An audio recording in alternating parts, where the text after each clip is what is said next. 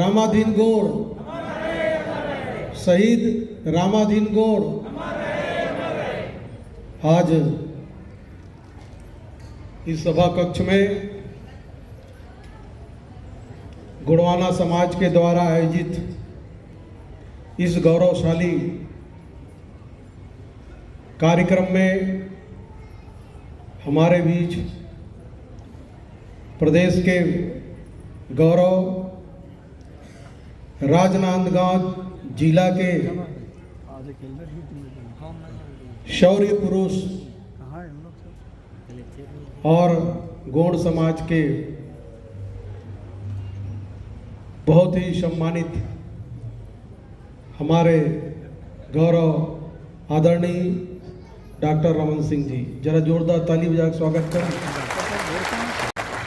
सम्मानीय श्री नीलकंठ गढ़े जी, केंद्रीय गौड़ महासभा के महासचिव और जिला अध्यक्ष गौड़। आज मुझे इस मंच पर आकर के संबोधन करने में बड़ा हर्ष हो रहा है, गौरव हो रहा है कि मैं अपने समाज के उन चिन्हों को, उस इतिहास को मैं आपके समक्ष रखूंगा जो भारत के इतिहास में कहीं है कहीं नहीं है। इतिहासकारों ने हमारे इतिहास को जो गौरवशाली, ऐतिहासिक और वैभवशाली रहा है उनको भी नजरअंदाज कर दिया गया है। एक समाज, गौड़ समाज, एक परिवार, मंडावी परिवार, जिनके एक परिवार नहीं, एक पीढ़ी ने नहीं, दो पीढ़ी ने नहीं, लगभग 72 पीढ़ियों ने इस धरती माता को अपना बलिदान दिए हैं। बोलो भारत माता की। ऐसा समाज, इनकी वीरता, शूरता, शौर्य और पराक्रम का हमें प्रेरणा लेना चाहिए। ये सचमुच में ये समाज के जो गौरव पुरुष रहे हैं, महान रहे। सबसे पहले मैं बताना चाहूँगा, इस बावनगढ़ के निर्माता, मध्य भारत में सबसे शक्तिशाली यदि आदिवासी जनजाति समाज रहा है तो वो है गौड़ जाति आज भी। और इनके युग पुरुष, इनके पूर्वज, उनकी इतिहास और उनकी बलिदान की कहानी आपको समझना है, जानना है। जब हम अपने इतिहास को नहीं जानेंगे तो आने वाला पीढ़ी ये आदिवासी समाज को भूल जाएगा। इसीलिए देश के प्रधानमंत्री ने बिरसा मुंडा के जन्मदिन पर 15 नवंबर को पूरे देश भर में जनजाति राष्ट्रीय गौरव दिवस मनाया जा रहा है, जो निरंतर यहाँ भी हुआ था, पूरे छत्तीसगढ़ में हुआ है, देश भर में हुआ है। एक रानी दुर्गावती का परिवार, मंडावी परिवार, जिन्होंने 72 पीढ़ियों ने लड़ा है, बलिदान हुए हैं, उनको आपको समझना है। सबसे पहले राजा व्याघ्रराज यादवराव शाहत रहे। उसके बाद उसका लड़का माधव सिंह का लड़का जगन्नाथ का लड़का रघुनाथ का लड़का रुद्र सिंह का लड़का बिहारी सिंह का लड़का नरसिंह देव का लड़का सूर्यभानु का लड़का वासुदेव का लड़का गोपाल सिंह का लड़का भोपाल शाह। वही भोपाल शाह है जिन्होंने भोपाल नगरी को बसाया। ऐसा वंश देश के प्रधानमंत्री ने जब गोंडवाना का इतिहास, भोपाल का इतिहास खंगाला, तब वहां उन्होंने पाया कि वहां के सबसे ताकतवर जो महिला छत्राणी रही है, जो तीर और तलवार से लड़ती रही, वो है कमलापति मंडावी। उनके नाम में भोपाल के हबीबगंज रेलवे स्टेशन का नाम को खत्म करके, गुलामी के चिन्ह को खत्म करके कमलापति मंडावी के नाम में गोंडवाना साम्राज्य का नाम जय जयकार किए हैं। गोंडवाना समाज की तरफ से मैं महासभा तरफ से देश के प्रधानमंत्री, यशस्वी प्रधानमंत्री जी का शुक्रगुजार हूं और हमारा समाज शुक्रगुजार है। राजा भोपाल शाह के बाद गोपीचंद, गोपीचंद के बाद वासुदेव, गोपीचंद, रामचंद, वासुदेव, सुल्तान सिंह, कृष्णदेव, कृष्णदेव के बाद राजा हुए जगतपाल सिंह। वही जगतपाल सिंह ने दुर्ग शहर को जो बसाया है वो राजा जगतपाल सिंह ने बनाया है। और आज गोंडवाना समाज का जो इतना भव्य जो भवन है, जिसको उठाने वाला कौन है, उसको भव्य बनाने वाला कौन है, वो हमारे बीच में हमारे प्रदेश के गौरव डॉक्टर रमन सिंह हैं। 10 लाख रुपया दिए गोंडवाना समाज की ओर से बहुत बहुत हम आपको साधुवाद देते हैं।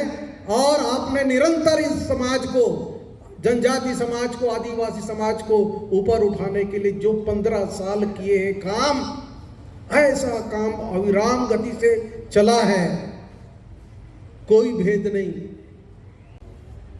निष्पक्ष के धनी डॉक्टर रमन सिंह जी को पा करके पूरा हमारा समाज गदगद है, हर्ष है। जरा जोरदार ताली बजा दो।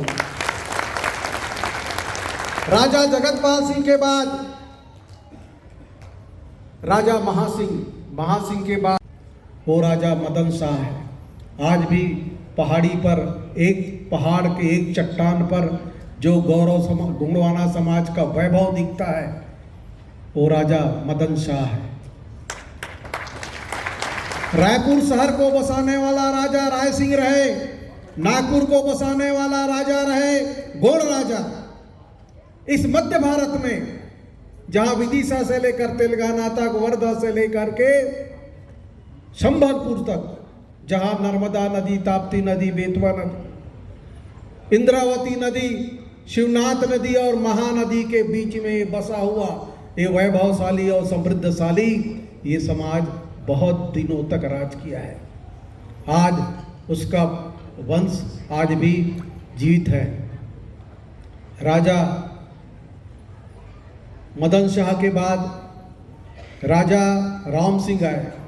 राम सिंह के समय अफगानी युद्ध किए, अफगानों के साथ युद्ध हुआ। उस युद्ध में हमारे राजा राम सिंह शहीद हो गए। तब उनकी दोनों पत्नियां मेघावती और शैलावती, वो दोनों घोड़ा में बैठ करके अलग अलग तलवार निकाल करके भिड़ गई और भिड़ करके अफगानियों से लड़ते रहे, लड़ते रहे। उनका दोनों सिर कट गया, लेकिन गोंड समाज का देवी देवता इसका प्रमाण है। धड़ कटने के बाद भी वो लड़ती रही। भारत के इतिहास में ऐसा कहीं नहीं मिलेगा, केवल गोंडों के इतिहास में मिलेगा। जो एक बार पत्थर को दी होम दुख दे तो जागृत हो जाता है, पानी अति छिड़क दे तो वो नाचने लगता है, जस गीत गाएं तो महिलाएं में देव आ जाती हैं। तो ऐसी कृपा इस समाज की है, जो हमेशा ये समाज अपने पूर्वजों का, ये समाज का तासीर है। ये समाज बिरला है, अनोखा है। ऐसा समाज जो पग पग में अपने देवी देवता को साक्षी रखता है, गवाह रखता है। जलाएगा, आराधना करेगा, पूजा करेगा कि अगले साल मेरा धान डबल हो जाए, 2 गाड़ा। धान काटेगा, निदाई करेगा तब भी वो पूजा करेगा, कोठार में लाएगा तब भी पूजा करेगा, कोठार में धान को अंदर कर अपने कोठी में डालेगा तब भी पूजा करने आते। तो पग पग में देवी देवता को मानने वाला और देवी देवता को साक्षी रख करके चलने वाला ये समाज जैसा कोई समाज नहीं है। लेकिन हमारे समाज के सामने दो बड़ी चुनौतियां हैं। वो चुनौतियां क्या है? वो चुनौतियां है धर्मांतरण, वो चुनौती है मतांतरण। आपको मैं बताना चाहूंगा, मैंने ये 2 साल में 7 राज्य गए हैं। मैं स्वयं 7 राज्य गया हूं, मुझे भेजा गया धर्मांतरण के खिलाफ में, आदिवासी क्षेत्रों में। लगातार मेरा प्रवास बस्तर में रहता है। और आपको बता दूं कि पिछले 2023 में 20 और 21 तारीख को पूरा राष्ट्र के देश भर के 9 राज्य के हमारे गौड़ समाज के मुखिया लोगों को हमने बुलाए थे और उनको गौड़ समाज के सामने, यानी हमारे जनजाति समाज, आदिवासी समाज के सामने जो चुनौतियां हैं उनसे कैसे निपटोगे, हमने प्रस्ताव लाया कि जो कोई भी हमारे समाज का ईसाई हो जाता है या मुस्लिम हो जाता है तो उसको समाज से अलग करो, उनसे रोटी बेटी का पृथक करो, और यहां तक कि यदि वो मर जाएगा तो हमारे शमशान घाट में उसको कफन दफन करने नहीं देंगे। बोलो बुढ़ा देव की। ऐसा जब प्रस्ताव लाया तो बस्तर हिल गया। आज जो भी बस्तर में धर्मांतरण के खिलाफ में जो माहौल चल रही है वो है हमारा प्रस्ताव। और इस साल से धर्मांतरित हो गए हैं, वो वापस आने का क्रम जारी है। ये हमारे प्रस्ताव का प्रभाव है। बोलो बुढ़ा देव की। मदन शाह राम सिंह, दादी अचलदास, दादी अचलदास के समय में 2 महान सिद्ध पुरुष उसके कार्यकाल में आए, मच्छेंद्रनाथ और गोरखनाथ। जाते समय उन्होंने कहा, बेटा अचलदास क्या चाहिए? कहे मेरा कोई संतान नहीं। तो कहे कि तुम 1 साल के भीतर, 1 साल के बाद तेरे घर में एक संतान पैदा होगा, पर नाम रख देना गोरख शाह। आज भी जबलपुर से नर्मदा नदी के उस पार 10 किलोमीटर के आगे गोरख नगर है। बोलो बुढ़ा देव की।